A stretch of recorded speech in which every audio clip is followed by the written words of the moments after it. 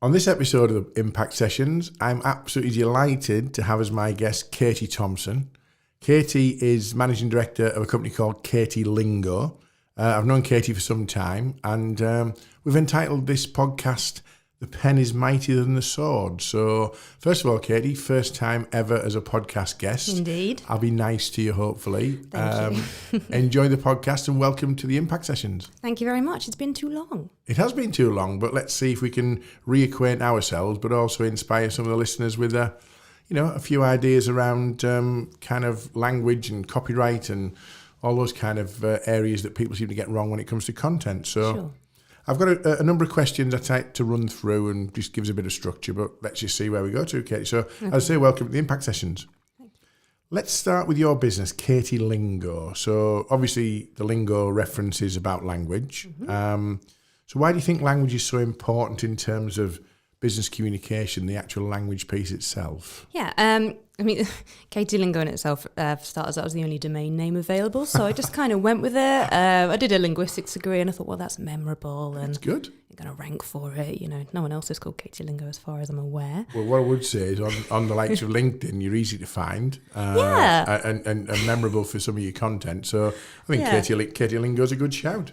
Yeah, a bit of a blag there. But in terms of why, so are you just talking from sort of a marketing perspective or just in general? Yeah, I think, your brand, whatever you're putting out there, whether it's your website or a magazine or any kind of publication with the written word, that is your shop window, if you will.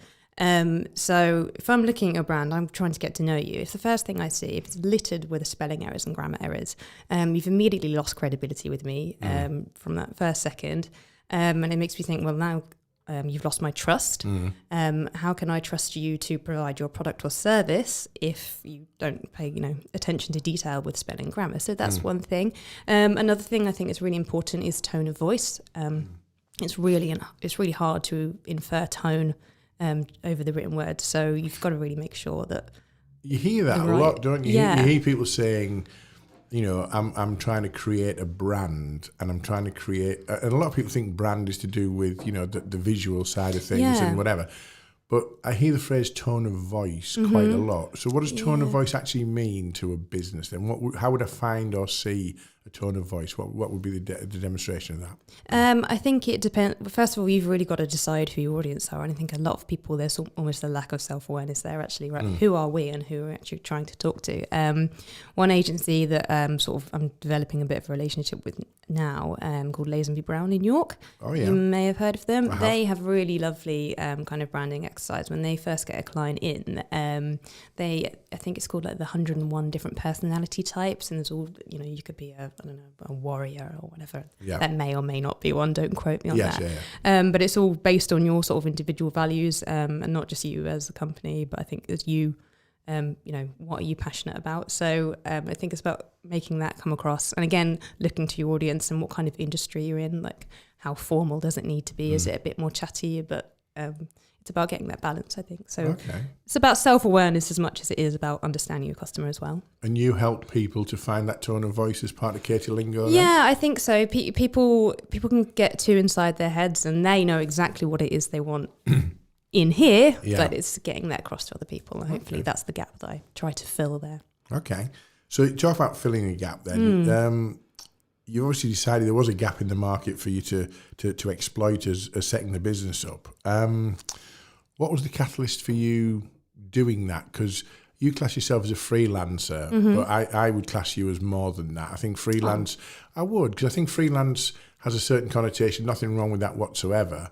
But I think there's an elevated professionalism about being different to a freelancer. I think, I would say from my experience and exposure to what you do, there's an elevated sort of, it's not just Katie in a back bedroom knocking a bit of content out. It feels a little bit more feels a little bit more polished, if you like, than that. Thank you. So So what was the reason for doing that, in terms of setting the whole thing up? Which is quite a risk, setting the business up from the start. Yeah. So it all started, I was working, so I've got a background, linguistics degree, and then I started out in magazines, very much sort of a journalism background. And then as a postgrad, I did an NCTJ diploma. That's the National Council for the Training of Journalists. So everyone who works sort of the nationals, they have to have a certain level of training within that. Right. So I did that as like a distance learning course while I was working at a digital marketing agency.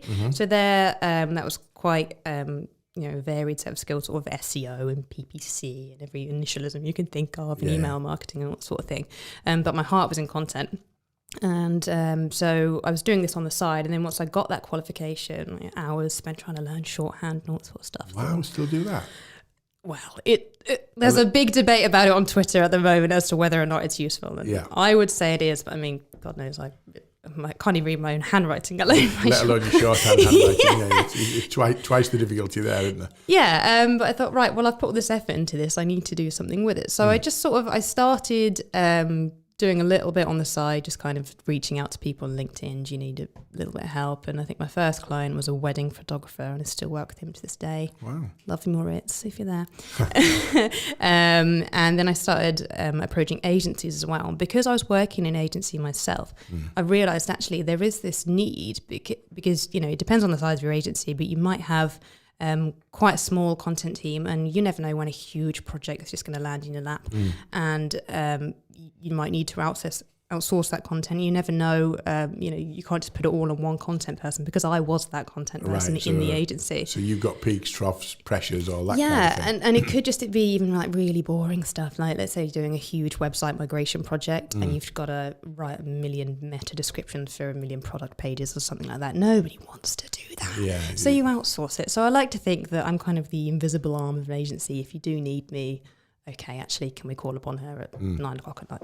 Not 9 o'clock, but Yeah. Well, I think the thing is that in days gone by, there used to be full service agencies that were full service agencies. There's less and less of those, aren't there?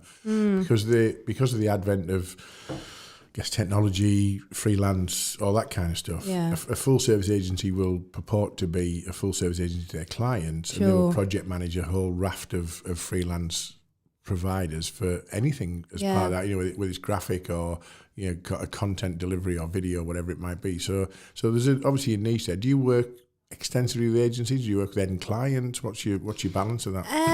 It's grown a lot more into the agency side of things. I do still work with some small to medium sized enterprises. Like for example, I work for someone who does like a password security management software. I write her newsletters for her, and she also has like a project collaboration tool. So I do sort of newsletters for her.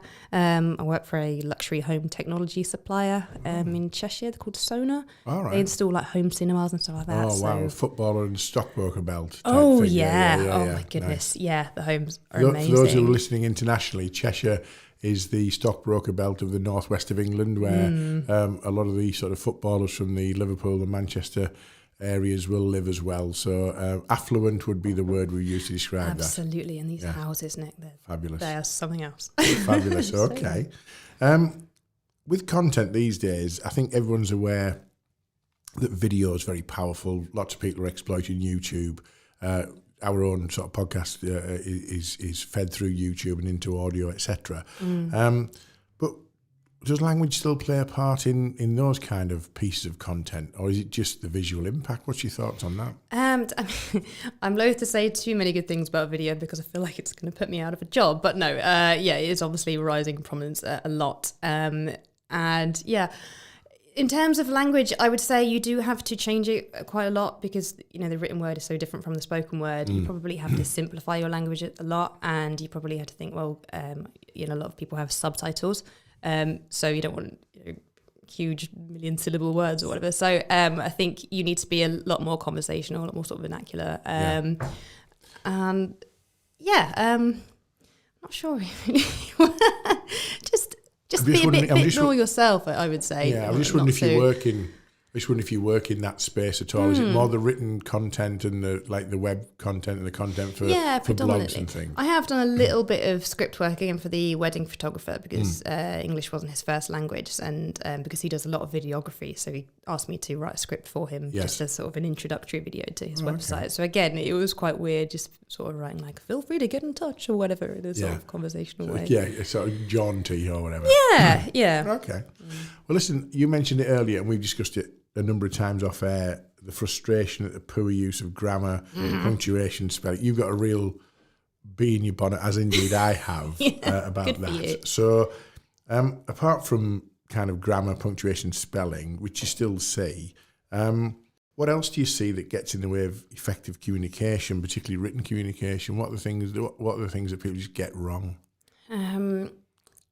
I think in terms of punctuation, maybe some people use exclamation marks too often. That I think that completely dilutes the message. It doesn't make you look very serious. And I think when I was studying that journalism course, it said it's like laughing at your own joke. Oh.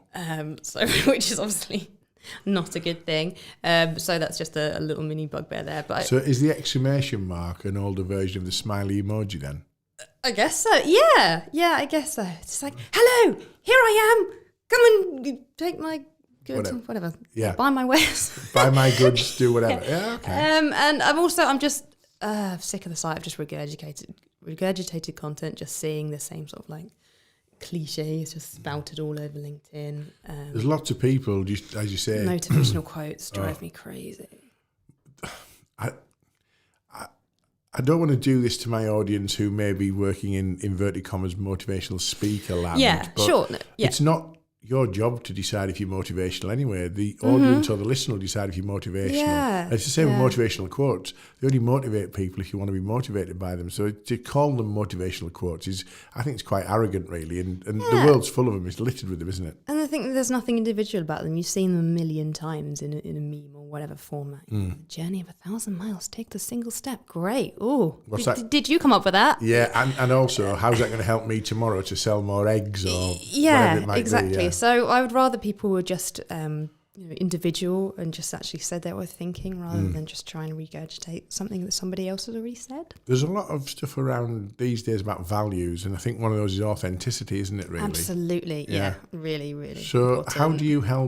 How would you help an organisation or a company or even a small business owner find that tone of voice and authenticity then? Because a lot of people do feel that they have to follow this kind of well-trodden path, don't they?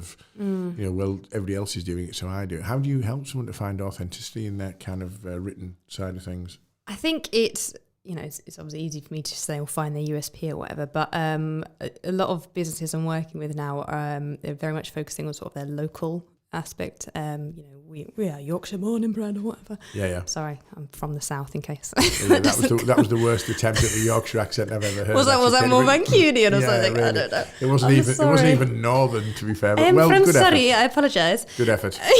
Yeah. So there's that kind of like local tone to things, or something that makes you unique. Like if you have some inspiring story that made you go into your line of work. I like a backstory, I must admit. Yeah, definitely. I call it the business provenance, really. Yeah, absolutely. Which I started off by asking you how you got into your business. So that's much more interesting in some respects than just regurgitating, that I run a content business that helps with the written word. Well, yeah, that's the output.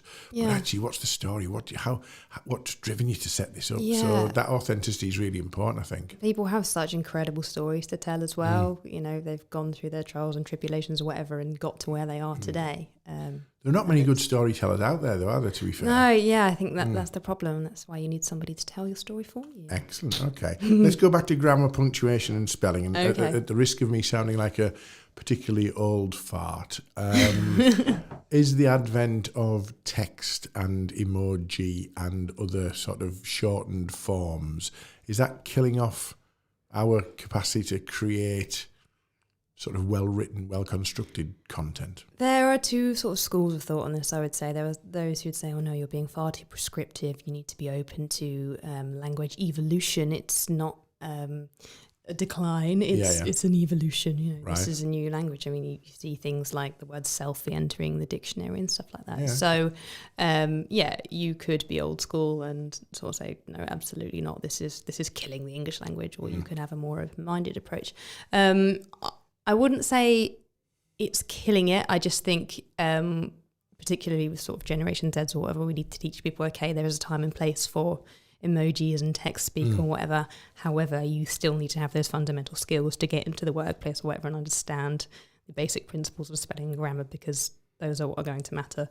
Well, like you say, you've got to craft a piece of content. It's also got to look right, you know. So even sentence construction and where to put paragraphs and when to use bullets and the visual impact of the written word.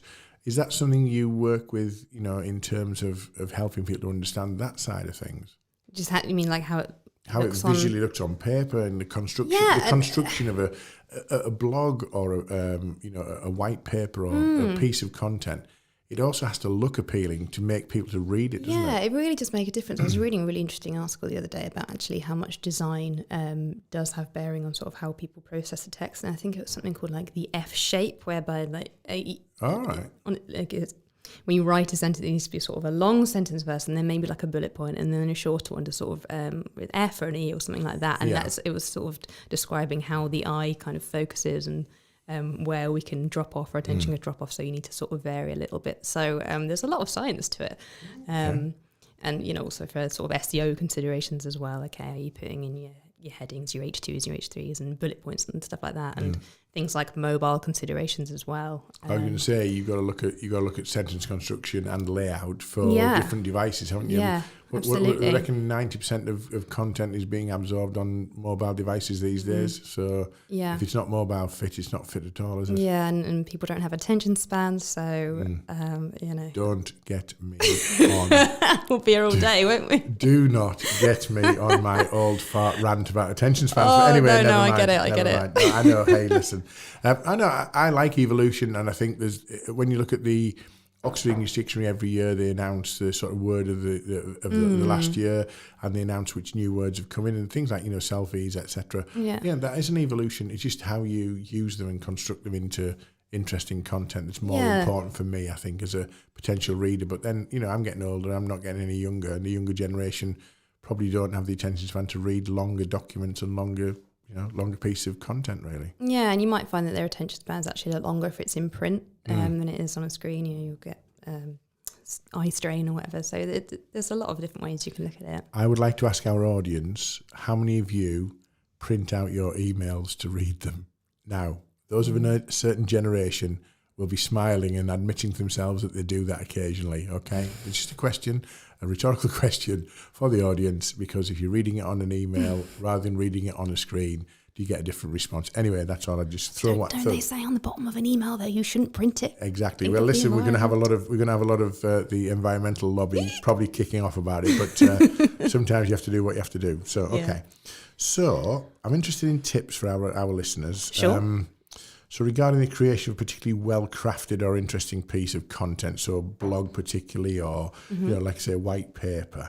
What if they're not particularly skilled or natural at crafting that? How can they still be effective at creating some content? If you know, maybe English isn't their natural first language, or maybe they're just not particularly educated to a degree standard in English language or literature. They're not particularly that well versed and well read. Sure. Can people still craft good content? And if so, what do they need to be following? We'll call Katie Lingo. No, I'm joking. So yeah, I think there are a lot of ways you can approach it. First of all, when you proofread everything, never ever publish anything if you haven't read through it. Even if it's an email, I'll read it 3 times before I send it, because the fear of getting something wrong is too much. But also read it aloud, print it off again. Sorry, trees. Print it off, read it aloud, actually listen to how it sounds, because it sounds so different from how it looks on the page. Actually, that's a really, I've never thought of that. Yeah, read it aloud. It does give it a different resonance, doesn't it? Yeah, I mean, you could use like a machine to read it for you, but there is no intonation in that or anything, so it's not quite the same. But yeah, listen to it, because you might find, oh, actually, that's a really, really run-on sentence, and I've completely lost my thread here. Another thing I use, it's an app called Hemingway Editor. It's really lovely. You just paste a big wall of text into there, and it sort of gives you a score. And the lower the score, the better it is. So it rates you on things like it doesn't like the passive voice. It doesn't like adverbs for some reason, which I kind of get because it says you need to use a stronger verb rather than an adverb. Yeah. To run quickly, no, to sprint, or stuff like that. Okay. It says if you've got a bit of a run-on sentence, or it gives you a simpler word to use in place of say but rather than however, or stuff like that. Oh, okay. So that's really nice to you. So yeah, you want to get a nice low score on that. And another thing is to get somebody else to read it as well. Somebody who perhaps is not in your niche, who has no idea. Let's see if you've actually put it into layman's terms. If they can understand it, then great. And if they're completely impartial, then even better. So what was that app called? The Hemingway app? The Hemingway app. Well, yeah, I just use it on the browser, but you just type in hemingwayapp.com. Just paste in anything on there, and if it all comes up in red or yellow, you've done it wrong. Right. So, you're looking for lots of greens, presumably. Is green the colour for go, is it? no, green might be for adverbs. Basically, you don't want it to highlight anything. If it hasn't highlighted anything, you're in. Happy days. Excellent. Okay, that's a good little tip, actually. Yeah. I use a mobile dictation app, not surprisingly called Dictation. Right. Ooh, and because I can talk quicker than I can type, and I've now practiced quite extensively for quite a lot of emails. I just talk into the app. Yeah. You just press send, you send it to yourself, and it comes through as an email. You just copy and paste into the body of an email. It's getting better and quicker, but you still have a habit when you're talking, and then you see it written down, you go, didn't really mean that. It picks up your voice, it picks up your tone, and it's pretty accurate when it translates over. Occasionally, if you forget to send until later on in the day, it puts an odd word and you think, what the hell was I trying to say there? I can't remember, because it's interpreted what you've said in a. It's a really good way of doing it, but it's also getting practice in terms of how do you dictate, and so you got to say new paragraph rather. If you say paragraph, it just puts the word paragraph in, Okay. and you get a whole wall of text. But little things. But Right. I think there's ways that businesses can be efficient and effective, but it's still got to read properly and look well. I'm not a big fan of the spell check. I leave it on, but I think spell check again is dangerous because it doesn't have the context of there, and there. Does it? It's spelled correctly, but it's out of context. Yeah, So proofreading's still the art that you need to go through. Absolutely. Okay. Yes. Yeah. How many businesses you work with? Do they have a written content strategy? We often have. We have a strategy for marketing. We have a strategy for sales development. We have a strategy for leadership. We have a strategy for this. Do people overlook a strategy for written content, or is that something that's becoming more and more kind of prevalent? I think, you can do, just because like any strategy, it takes a lot of time and effort to put it together. But I think it's still very important. But I think with written content, you need to be, you need to adapt to change, because you never know if something, a huge breaking news story or something is going to come along and completely screw up your February content or whatever.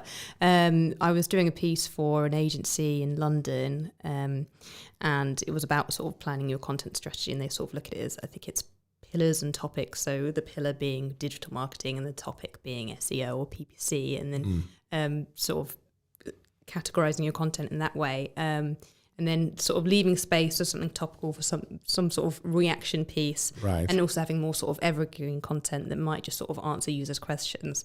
I mean, and again, well, like a top tips kind of section. Basically, that's what Google wants. It wants relevant content that's satisfying the user query, basically. So I think if you've got a nice mixture of topical and evergreen content, you can plan X number of months in advance, and also sort of tie that in with your social media and how you're distributing that on any sort of third-party sites, LinkedIn, Pulse, etc. I do like the idea of having those little gaps for reactive pieces, though. Yeah. Because things happen that you should be commenting on or leading the field on or being a thought leader on. Absolutely. And if you don't have those gaps in your content strategy, you miss the opportunity, I guess, don't you? Yeah, definitely. Or you might have something scheduled and that's completely changed by the time that it rolls around. You think, you wouldn't want to be a political writer, would you? Because ultimately, certainly in the UK, every day things change. It's a little bit more settled since the sort of whole Brexit scenario has been sorted. But for about 3 years, if you couldn't possibly have a content strategy because you didn't know what was happening in the next half hour, did you? Let alone what's happening in the next 3 months, for example. So, exactly. So and it does depend on the industry as well. I went to Search Leads back in June last year, and one thing they said is, okay, it's easy to say, well, you should post 2 or 3 blogs per month, but it depends on the pace of your industry, how often it changes. You might need to be churning out loads of content, or it might be something like dentistry, where I assume that doesn't change that often. I was going to say there'll be some new developments, but I'm assuming the pace of change is slightly less than it would be in, say, artificial intelligence, or which is evolving on a day-to-day basis, isn't it? Really? Okay. Yeah. So, would you advocate a written content strategy for businesses who want to take their content seriously? Then, absolutely, definitely. And like I say, just be open to change because you never know what's coming around the corner. I'd be interested to understand how many of the listeners for the podcast have got an actual written content strategy, because I work with dozens of businesses over each year, and I can't say I've ever come across something that's quite specific to that. And hopefully this will inspire them to think about it more than just lumping it into marketing. Really, got a marketing strategy, boom, lump it in there. It has to be a bit different to that because you're creating content on a blog, on a social media, on whatever it might be. Okay, let's talk about blogging. I've got a little question. Blogging was as common as sun-dried tomatoes or pulled pork. I put in my question piece, really. Okay. But it appears to have gone out of fashion a little bit. Blogging was everywhere. 5-6 years ago, you have to have a blog. And there was all the challenges people had about, when I've started a blog, but then it's just withered on the vine, literally. Yeah. What's the sort of process in terms of blogging? Is it still relevant? Is it still something that people should be doing and building into their content strategy? Well, I still love a sun-dried tomato. Okay, I like a bit of pulled pork, Katie, to be fair. Yeah, okay. Vegans might be listening. So listen, you know what? If vegans don't like pulled pork, that's okay. They can have the sun-dried tomatoes. But no, but they have that jackfruit stuff that tastes just like it. I'll tell you what. No. Don't knock it till you've tried it, Nick. Okay, well, let's we could go off on a massive tangent here. I'm sorry, I could talk about food all day. I apologise. Exactly. So blogging. Back to blogging. Yeah. I think I agree with you and I disagree with you because I think the trouble is it's become so easy to do now. My mum could probably set up a WordPress blog, right, if she could turn on a computer. Right. So as a result, it's probably become quite oversaturated. And it depends what you mean by blog. There are people who are just strictly bloggers. Travel or fitness might be very oversaturated, or there are people who just run a particular business and just have a blog. As sort of a side project. Would that be like a daily activity, sort of a Dear Diary kind of blog? A lot of people do those and stuff. Yeah, I think that's kind of how blogs sort of rose to prominence in the first place, and then actually people realise, I need it for SEO. I need to be telling Google that I'm putting out fresh content. But now the requirements are changing a lot more. It's a lot more about expertise, authority, and trust. So actually positioning yourself as an expert. So I think it's not so much that the blog itself has gone out of fashion. It was just we need to be a bit more creative with it. I think the whole kind of listicle thing is probably on its way out, as much as that's great for short attention spans. Yeah. I think 10 things to see in Paris or 10 ways to look after your car in winter or whatever. I don't think you're going to compete to get to the top anymore unless it's something really niche or something new, like how to drive my electric car, or whatever. Okay. What were those 3 things you said? Authority? Expertise, authority and trust. So it starts with expertise, and that's about demonstrating that you are, because the world's full of experts, but then when you meet the problem. When you meet them and you talk to them, you sort of wondering where they've got that credential from, aren't you, really? Yeah. But authority comes, I guess, from the fact that your content is seen as relevant. What's the third one? Trust, okay. And that's about building a back catalogue of followers and people who prepared to share and believe in what you're sort of and from an SEO perspective, if you have links from a relevant sort of industry body or whatever, then Google can see actually you are the real deal sort of thing. Okay. So in terms of blogging, I think we just need to be a little bit more creative with how we're doing things, not just putting out the same content that everybody's doing. I mean, for example, travel, let's say, is quite oversaturated, but there's someone I follow on Twitter who is a plus size travel blogger, which is kind of interesting angle to approach it. Okay, what are the barriers to you for whatever reason, what, you know, have you felt judged or whatever when you've gone on this different travel countries or or different locations or sites or whatever. Absolutely. And also I think there's a lot more onus on sort of distribution as well. You know, you could be repurposing it for LinkedIn or whatever, and, you know, creating a bit more of a discussion and getting a bit more engagement. So it's not just boom, put a bit of content out and hope, you know, build it and they will come. It's just, you know, it's about generating a conversation, I would say. Do people try and repurpose the same content for different platforms and don't change it then? Is that quite common and it doesn't work? Yeah, it can be. I mean, you see it quite often with like social media scheduling. It's very easy to do something like Hootsuite and go, boom, okay, tweet, Facebook, LinkedIn, boom, send it out. Which is fair enough if you haven't got time or whatever, but actually people react in very different ways. I'll give you an example. I wrote an article on LinkedIn Pulse back in November. It blew up. 120,000 people liked it or commented or whatever. I don't know why. It was just a bit of a rant, but thanks. But then I pasted it again onto Medium. Probably about 3 people.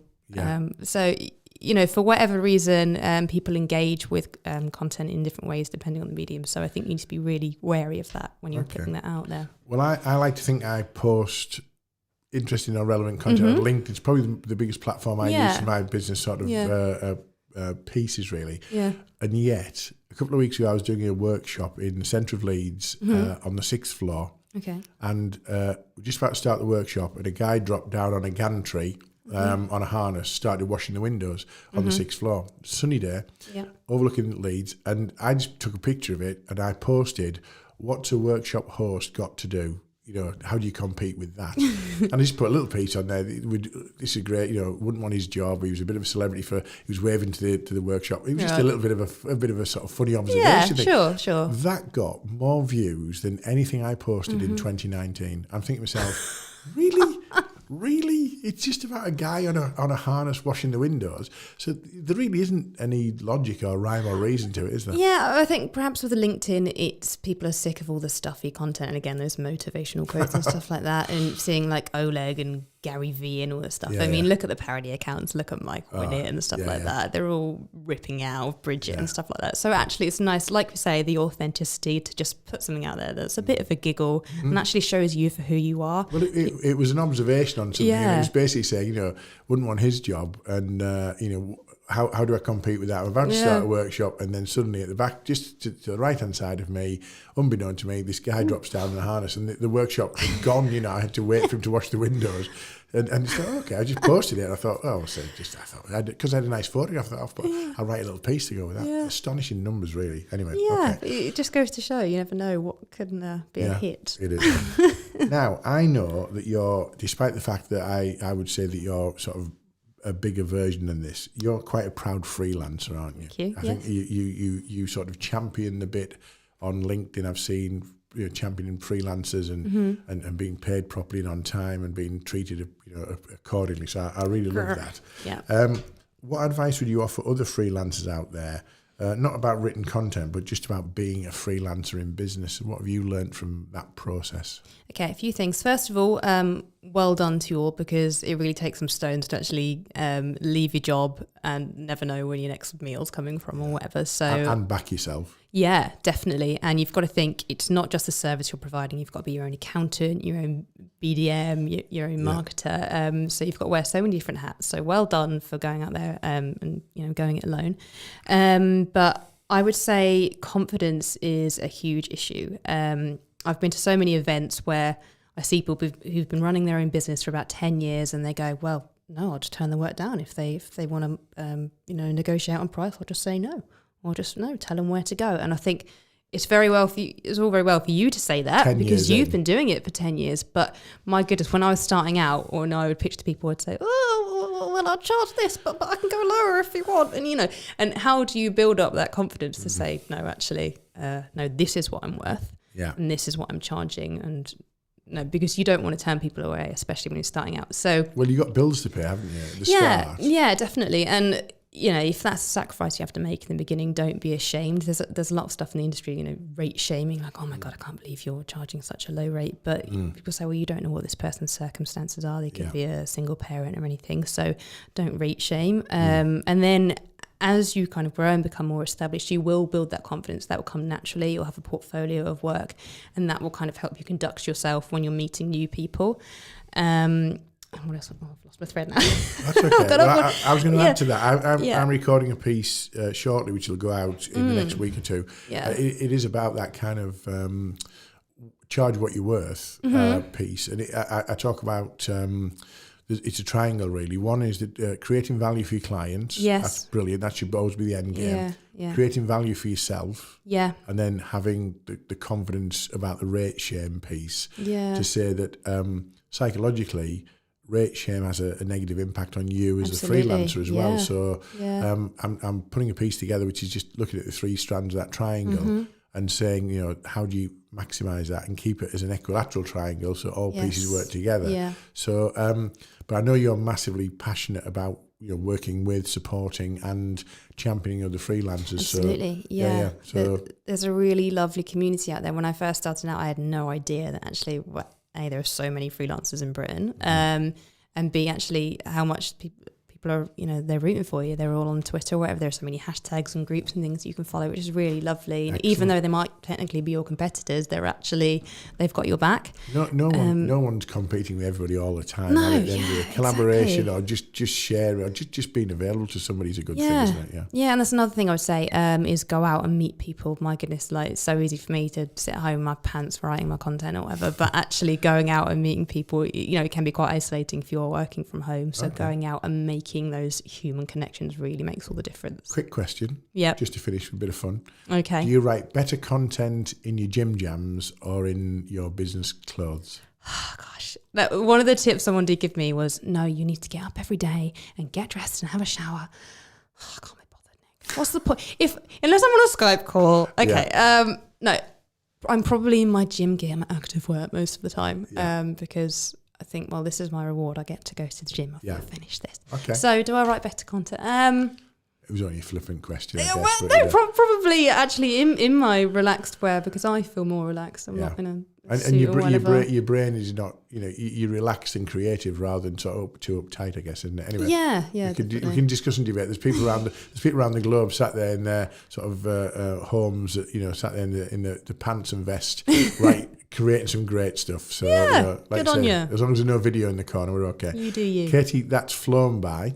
That's been absolutely fantastic. Quite a few you. gems in there for people to think about in terms of content strategy and you know how they need to create their blog content and also, you know, maximize that exposure of that content across different platforms. So thank you for sharing. It's been an absolute pleasure. It's been too long, but it won't be too long again. Absolutely So not, Katie, thanks for coming on the Impact Sessions. Thank you very much.